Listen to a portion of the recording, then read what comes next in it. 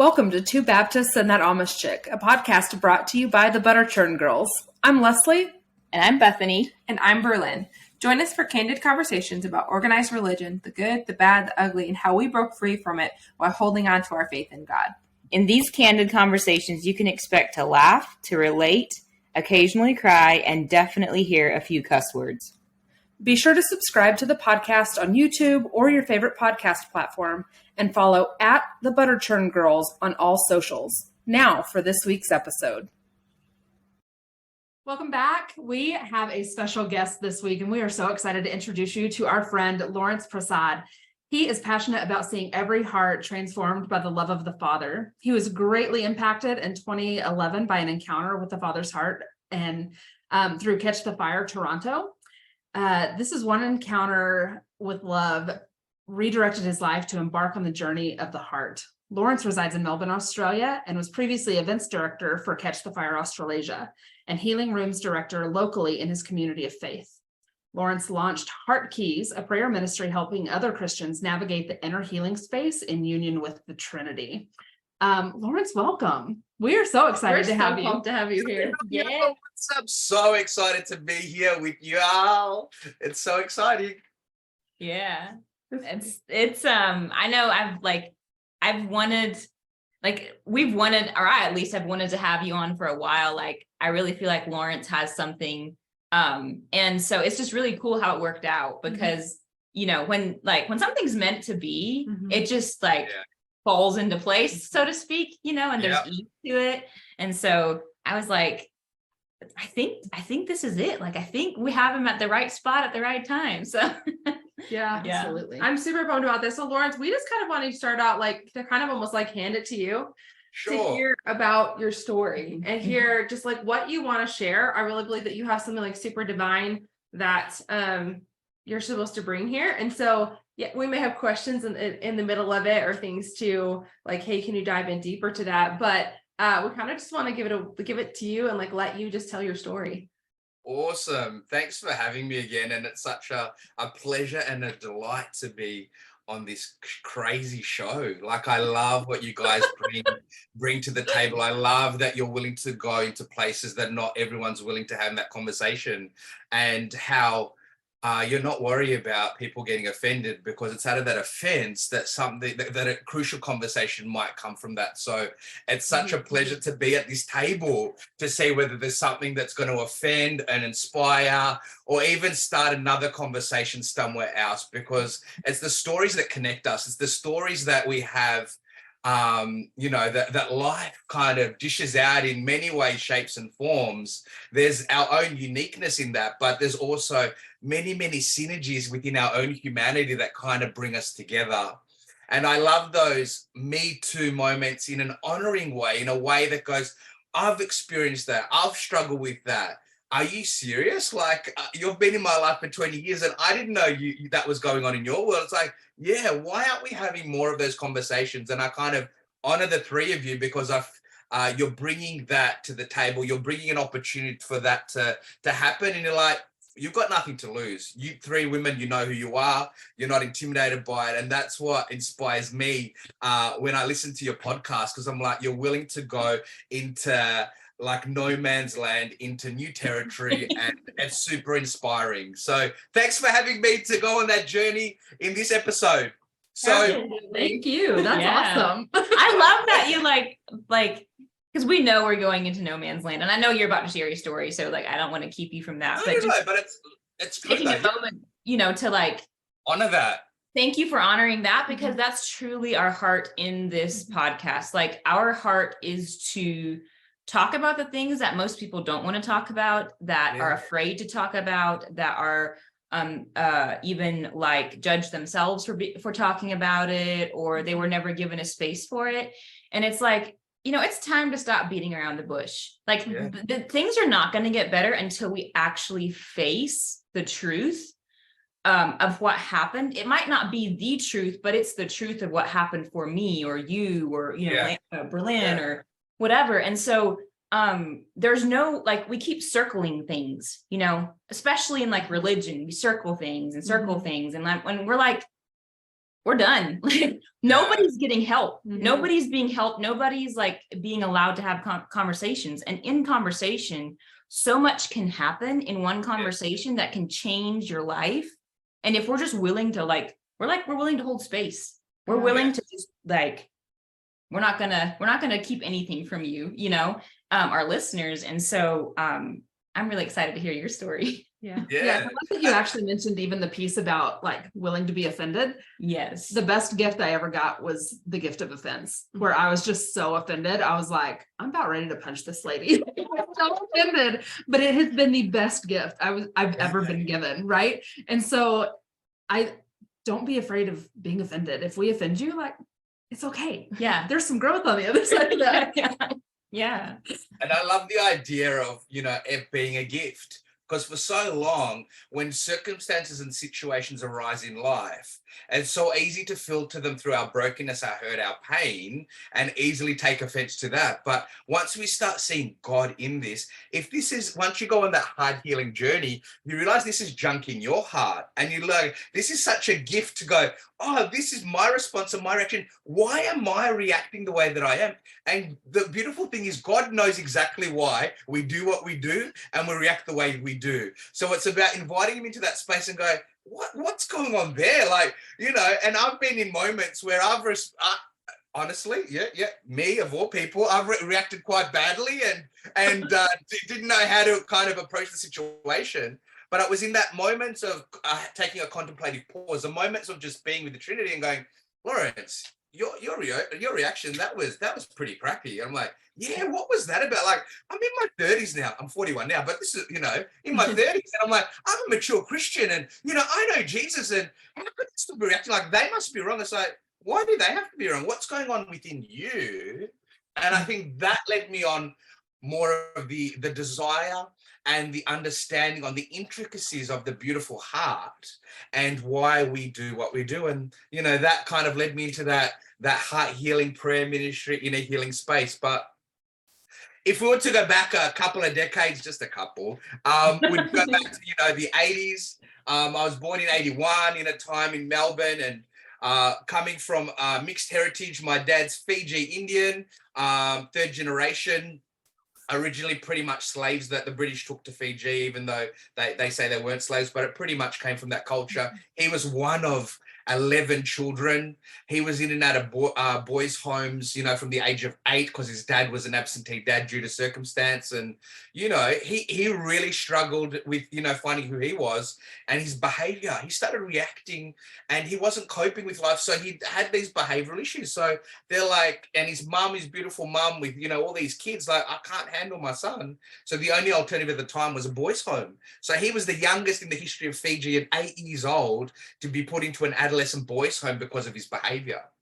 Wow. And then you've got my beautiful mum on the other hand. She had me a week before her 43rd birthday. So she was practically 43 when she had me. She was an older mama, which I love. But at the time, when I was a kid, I really struggled having an older mama because it was like she didn't have the energy or the capacity, even though she tried, but she was different to the other mums because they were all younger and more energetic and did things differently with their kids. So that was also a struggle for me in that space. But, she's an incredible woman. She's a twin. She's 84 today, not today, but this year as this podcast is going out. And I just bless the years that I have with her, that, that I get to cherish with her. But, she had a troubled upbringing. She was, her mum, suffered with mental health issues, and her twin sister were put in a convent at the age of 6.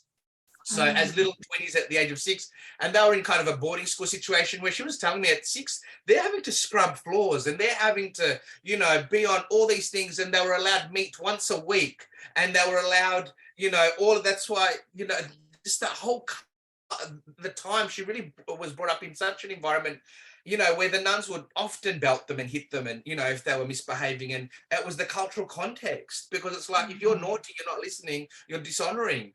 So, but the beautiful thing about that came out of that was her love for the Holy Spirit. I can't even understand, because it's just how it evolved, when she was a younger child, but she must have had an encounter with the Holy Spirit And in turn, she developed, as I was growing up, this beautiful narrative in this conversation with the Holy Spirit, which I got to partake in from a young kid. So my early childhood, my parents were married, and this was like when I was 3 and 4 years old, and then unfortunately, as life happens, their marriage, there was a breakdown in their marriage, and they divorced by the time I was 6. My dad was remarried by the time I was 7 to another woman, and he was kind of off and started his new life. But little Lawrence was still caught in the wake of all of those things. And my mum, as she calls it, was going through the change of life and menopause at that time, and lots of feelings and emotions, and she was suffering with depression at the time. And I remember thinking to myself, my dad's God, so I can't rely on him. My mum's suffering with depression, aspects of depression, so I can't really rely on her. Who can I rely on? And all of a sudden I thought, well, I've only got myself, so I can only trust myself. So I need to be self-reliant, and I wasn't going to allow anyone to be able to tell me what to do. And I took on those kind of feelings and emotions and kind of thoughts from the age of 6. And I remember judging my mum at the time and thinking, you're in bed and you're not well, but it's like, and really huffing and puffing about you, because I was young at the time, because I just wanted my mum, and to the capacity that I wanted her, but unfortunately at the time it wasn't. And in the process of judging her and not understanding that process, by the time I was 6.5, I started to suffer severe depression. Wow. And through the action of severe depression, and then by 6.5, 7 years old, sexual abuse entered my world. And, between, 6.5 to 12, there was about 6 or 7 times that I was, molested and abused during that time.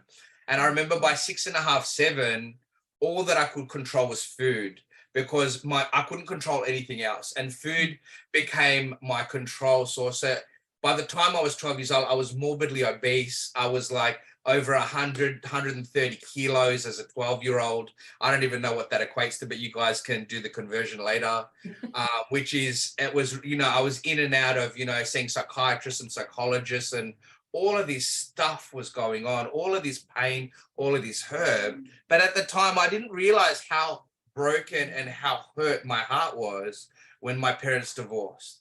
I didn't realize the significance that this little 6-year-old, 5-year-old heart experienced that would affect his life in the future. Because for me, it was a situation that happened in the past. It was a circumstance that happened in the past, yet years later, it still affected me. Consciously, I wasn't aware of, but within my cognitive space, but my heart so recalled every tear, every moment of pain, and I was still living that pain.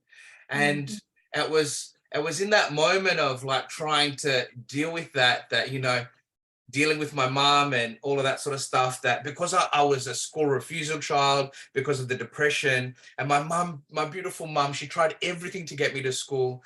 The government stepped in and the government said, okay, Lawrence needs to go into foster care if he's not going to go to school. So then the state got involved, and I had to have bouts in and out of my childhood in foster care and try and put those boundaries in place. And it was really hard for my mom because she exhausted everything that she could to try and get me there. But little Lawrence was like, I'm never going to allow anyone to tell me what to do, because they don't know what's best for me. I don't feel safe, so therefore I've got to make myself feel safe. I've been abused, so therefore I've got to consume and control my feelings and emotions through what I can, which was food. And it was all these things that the government was concerned about, because I was morbidly obese. I wasn't attending school. And it's like they had a sense of duty of care to make sure that I was looked after and I wasn't, whatever their grid for, people going into foster care. So adolescence hit, in and out of foster care still when adolescence hits. But the beautiful thing is, when I recall my early childhood before my parents' divorce, I always fondly remember Jesus. Jesus was kind of like my buddy, my pal. I got him. Holy Spirit was still a bit of a mystery, was a bird. I come from an incredible Catholic family. I love that. And it was like, tweet. Like, tweet. And I was like, it was a bit of a bird flying around. kind of like, I don't know, elusive there, but potentially maybe there at one moment and then gone like a bird does. Like you look and they've flown away. It's like, is the Holy Spirit like that? I don't know. Is he there? Is he not there? I was kind of like, is he a he? Is he a she? Who knows? What do we even got there? It's just like, so it was kind of this space of like loving Jesus. And then as my dad left and stuff, you know, unfortunately, my own filters and my own perspective of what dads do. My dad left me. He abandoned me. And I was kind of like, oh, Lawrence, you're rejected, you're abandoned, and you're at a loss. And it was kind of like those things really, really stuck, because it was like in the natural, yeah, my dad had gone, but did he still love me? I don't know, because his presence would demonstrate his love for me and not the words, because he was a man of very few words. He was a man of very few words, but when he did speak, it was often just very few words. So he was a man that showed his love by action. And I kind of, over the years, I'd be like, he'd cook and do all these wonderful things. He's an incredible Indian cook, but he'd do all these wonderful things, but it would be out of a demonstration of love. And him leaving subconsciously is like, you're not around and you're not demonstrating love. So therefore, maybe you don't love me anymore. And they were the whispers and the thoughts that came to this young child that eventually I came into agreement with. And I believed that I'm not loved. My dad's rejected me. I am abandoned. And gosh, where's life at? Like, it's pretty crappy. And I just had to make the best of it. And that's how I rolled for a few years. But back to Jesus. So Jesus was this, I remember as a kid, back in my era in the 80s, we all had G.I. Joes, toy soldiers, like all the things that little kids, that little boys at that age, and with marbles and all the fun things that we used to play with back then. It was, you know, we had I inherited my sister's Atari, and I probably had a Sega Mega Drive 2. Like that was probably the scale. I think I eventually got to a Nintendo 64, but that was the very final video game machine I ever had. Because then they went to discs, and that was just like a whole nother world. I can't, all that stuff was like, no, give me the Atari and the Sega Mega Drive 2 with Alex the Kid in Miracle World built in. Give me that, and I was safe. I was good. I was good for the whole weekend, and watching wrestling with the Ultimate Warrior and the Undertaker and all the good ones. That era. Anyway, that's another segue. That's probably another whole show, actually.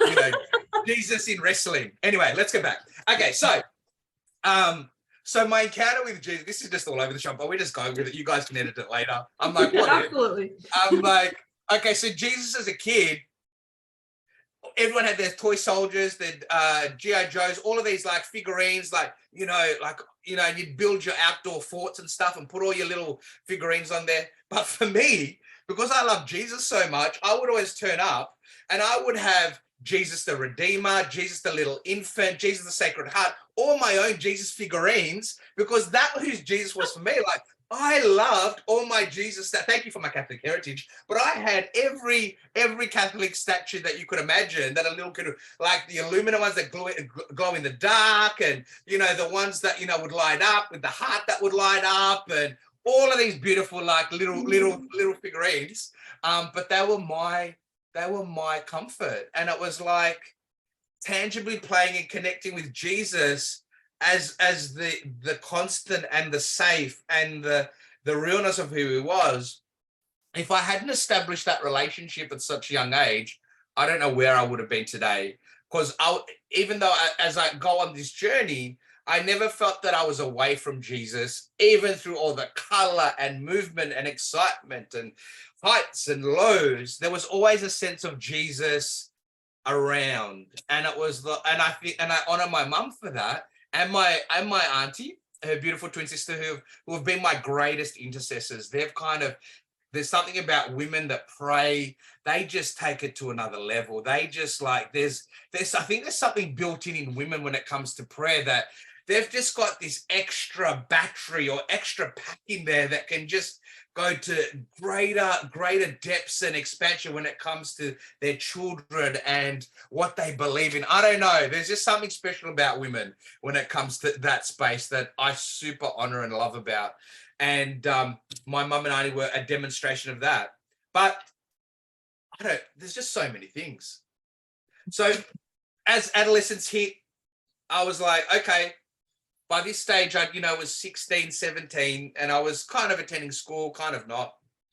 And my best mate, he just said, hey, Lawrence, I need to tell you something. I'm like, yeah. He goes, and I'm like, I'm into guys. And I'm like, oh, okay. And he was always a bit feminine and stuff at school. And I kind of like always, had his back. And I was like, okay, yeah, like it kind of makes sense. But like, it doesn't change our friendship that you're into guys. And this time we were like in year 10, which is like form 4. I don't know what you guys, middle school, maybe, I don't know. And he was like, I'm like, oh, how long have you known? He's like, oh, since like, I've been chatting to guys like since I was like, 12, 13. And I'm like, whoa, like you've been into that since you were quite young. And he's like, yeah. Anyway, he's like, oh, I just want to let you know, Bob. I'm like, okay, cool. Anyway, a few months later and stuff, and he's chatting to a guy or whatever. And one day he just said to me, goes, oh, would you come to a club with me? And I'm like, at the time I was only 17, and like the legal age in Australia is 18 to get into a club. So I was still underage. And I'm like, oh, and I was like, oh yeah, I've never really been to a nightclub. Like I've been to some underage events where there's no alcohol or nothing, anything like that, just some music. And it's normally, during the day, not at nightclub or anything. But he's like, would you come to the club with me? And I'm like, yeah, sure. So I'm like, I don't know if we're going to get knocked back or let in or what's going to happen. And he's like, oh no, I think like, I don't know. So like we're queuing up, and he'd met some older friends, and they were kind of, I just met them that night, and they were kind of standing with us, and I think they were known to the security and known to the venue. So we were kind of ushered in the inner circle of them as we went through. Kind of like, you can't see us, and we're just all kind of a group of 5 or 6 of us kind of just scuttled into the club, and we're just like, oh, and like they paid the entry, and we were in. Next thing you know, I'm just like, whoa. It's like this 3-story nightclub with like thousands of people in it. Like, I'm just like, what is this? What is this place? And there was just like color and movement and things that I've never seen before as a 17-year-old. I thought I knew everything at 17. I think we all do. Yeah, I think we all do. I walked into this nightclub, but it was like, I don't know, it was like, how would I describe it? It was like another world. It was like a world of people and color and movement that I didn't know existed on the planet. And as I walked in, everyone just seemed so friendly and nice and connected and embracing and hugging and just really friendly. And I'm just like, you don't get this sort of friendly in the world. I've never seen this friendly in the world. And I'm like, thinking back to church, I'm like, people don't even embrace people like this at church, let alone, family really don't embrace that. But then all of a sudden there's something here that feels different, or an experience that I didn't really have a grid for, but there was something kind of, a sense of belonging. It was weird, because there was something as a 17-year-old that I didn't understand about physical touch. And, they talk about love languages and all that sort of space, and the way we express love and connect with love. You can believe it. You don't have to believe it. You can go online, look it up yourself. But it's like the 5 language languages. And I was like, physical touch, if you're like, when people started hugging me, I was like, oh, that's nice. That's a nice hug and whatever. I'm just like, oh, there's something really lovely about this. Anyway, they go like, oh, how long have you been out? And I'm like, out? They're like, oh, are you gay? I'm like, I'm not gay. Like, I'm not gay. And then they're like, oh, you're not gay? I'm like, no, I'm just here supporting my friend or whatever. And they're like, all right, we'll see how long, blah, blah, blah. And I'm like, oh, is that the narrative? I was like, okay, fine. Like, I'm 17, I'm young, like, whatever. Anyway, we had an interesting night. I think I got home at the early hours, or probably late hours of the morning, and got home, and it was just kind of surreal the next day. And then he messaged me, he's like, what did you think? And I'm like, whoa, I had a lot of things to say. It was kind of like, there was, I'd never met a drag queen before, and meeting a drag queen for the first time was kind of like it was, I was just like, I was so fascinated with that world and so fascinated with what was going on there. And it kind of added a space of connection, and it kind of added a space of belonging, but yet I couldn't articulate that at the time. It was just feelings and emotions that were coming up in me. And it's like, oh, they want us to go back again on Saturday. And I'm like, oh, okay. Anyway, I went back and I'm like, okay, this is kind of cool. And then I started hanging out there. And then after a few months and, building friendships and stuff like that. And I remember one of my friends said to me, oh, why don't you, there's a drag competition coming up. Why don't you, wouldn't it be fun if you did drag for it? And I'm like, really? Like drag? And I'm like, they're like, yeah, we'll do your makeup and we'll organize what you wear and get shoes and stuff like that. I was like, whoa. I'm like, I don't even know. Like, for me, it was like, oh, this will be a bit of fun. This will be exciting. So as a 17-year-old, I was always, into, the creative space and all that sort of fun stuff. And I said, all right, I'll give it a go. So as 17, and the good thing about becoming starting drag, or doing this drag competition and post that going and coming second in the competition, I think I did, which was pretty cool. And that was your first competition and you got second. Yeah, or maybe third. I think maybe I was third, but I was in the top three. You don't have to be modest. I think I was in the top three. I think there's about 12 in the competition. I think I got top three because I think I always love to express myself. I always love to connect and with with feeling and emotion and connection. And I think that's what what makes a great performer, a stage performer, is connecting with your audience. It's not just about miming and dancing around. It's really about captivating them and connecting with them in that moment. And I think I've always loved to connect with people. I think that was always part of me, to be able to connect with people. And I think it's just been used in different spaces over the years. But so as a 17-year-old doing the drag competition, next thing you know, I'm like, something sparked in me for drag. And I was just like, so between 17 to 23, all of a sudden I was in drag, 5 nights a week. And I was performing at all sorts of venues in Melbourne. And at that era, the late 90s, early 2000s, there was a prestige that came with, being a drag queen. And there was kind of like, if you wanted to not look at a pecking order, but there was always like, you never stood in queues, you never paid entry, you always got free drinks, not that I drank, but there was a sense of like, honor that was given to drag queens. And if you were a nice drag queen, then you'd always fill venues as well. And I was a nice drag queen. I remember I got a piece of advice. They're like, when I first started, within the first 6 months, there was someone that had been doing drag a lot longer. And they're like, you need to lose your attitude. You need to lose, because I'd walk around like my shit didn't stink. And, I was like, and they're like, you need to come down a few pegs. Just because you're in drag doesn't make you any better than anyone else. And I'm like, oh, that's wisdom there. And they're like, do you want people to like you or do people not like you? And I'm like, well, what? Like, I don't want to be offended. I'm like, well, you need to think about your persona and who you are in drag. And are you the same person in and out of drag, first of all? And then the second one was like, do you want people to come to your shows? And I'm like, yeah. And I'm like, I do. And I'm like, well, if you're going to be a nasty queen, then they're not going to come to your shows. They're not going to come and want to watch it. I'm like, oh, and ever since then I was realized, wow, like it's so much nicer and easier to be nicer than to be mean. But it also, I think we can preach that. Can we preach that a little bit? Preacher.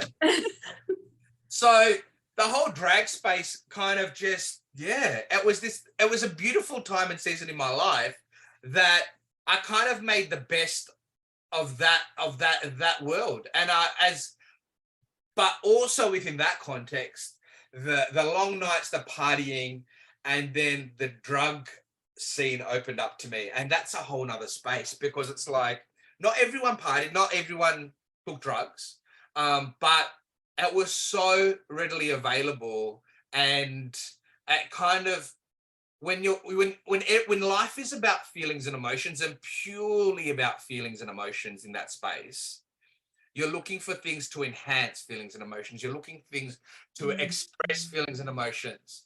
And if most of the week, if you're carrying a legacy of hurt, pain, and suffering, and all of that gunk is still caught up in your childhood stuff, speaking from my own perspective only, when all of that stuff is still going on, there was something quite relieving about taking a substance on the weekend that would release endorphins, serotonin, all of these feelings and emotions, and a connection and love, and all of these kind of feelings that I wouldn't normally have during the week. So it created this cycle of like, okay, being grumpy during the week, but ready to party on the weekend. And for me, it became, just a way of life. And it was a difficult way of life, but it was like I made the best of that world while I was there. And then I remember in like 99, like 98, 99, there was I remember when I first hit the scene when I was only 17. I remember meeting a lighting designer at one of the venues, and he was creative, and I remember seeing him like walk around or whatever, and in my naiveness, I just said, "Oh, one day we should have coffee." And I didn't know at the time that in years to come that coffee means when you're talking to someone in the middle of the night and talking about coffee, it means let's hook up. I didn't know it meant hook up. I thought I was genuinely my naiveness as a 17-year-old going, "Oh, let's hang out. You seem like a really nice, friendly guy. I genuinely just want to have coffee with you." And it became this kind of running joke of like, "Oh, we'll have coffee one day. We'll have one coffee one day." And eventually, years later, from 17 to like 19, I was working at another club, and then he ended up getting employed there. And I was like, oh, we should have that coffee one day. Ha, ha, ha. And he's like, yeah, okay, let's have that coffee one day. So we ended up working and partying all night. And it got to, we finished at the venue at like 8 or 9 in the morning, and we went for coffee, and then we just hung out at his place. And, we've been partying all night, or he'd been working, I've been partying. I got paid to party pretty much, which was pretty cool at the time. I thought anyway. And we were just talking about, spiritual things came up. The topic of spiritual things came up in this conversation. So we were talking about, I should probably have a segue here. So segue back to adolescence. There's so many pieces to this journey, so many pieces to this story. So, we did not want this episode to go too long, but we have got more of Lawrence next week. How was part 1? What do you guys think? Let us know. Join us next week for part 2. Hit subscribe so you don't miss anything, and we'll see you then.